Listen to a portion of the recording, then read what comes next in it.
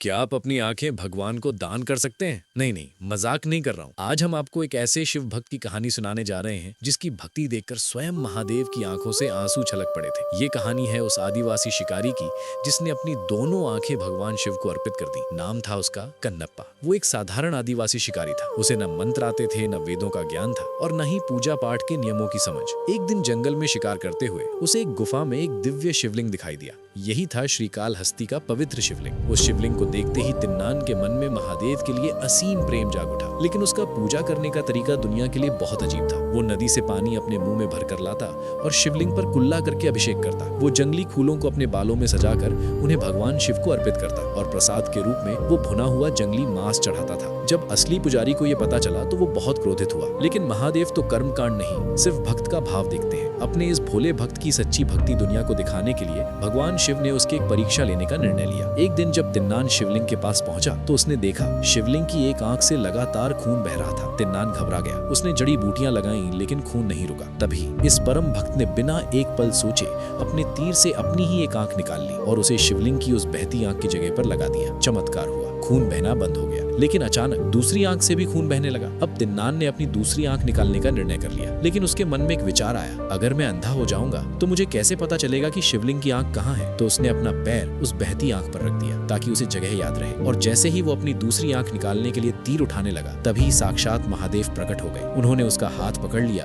और कहा, रुक जाओ कन्नप्पा, तुम्हारी भक्ति से मैं अत्यंत प्रसन्न हूँ। भगवान शिव ने उसकी आंखों की रोशनी वापस लौटा दी और उसे अपने परम भक्तों में स्थान दिया। तभी से उसका नाम पड़ा कन्नप्पा, जिसका अर्थ है वो जिसने अपनी आंखें अर्पित कर दी। दुनिया को कर्म कांड दिखते हैं लेकिन महादेव को केवल आपके हृदय का प्रेम दिखता है। अगर इस कथा ने आपके भी रोंगटे खड़े कर दिए हैं तो पूरी श्रद्धा के साथ कमेंट में लिखें, हर हर महादेव।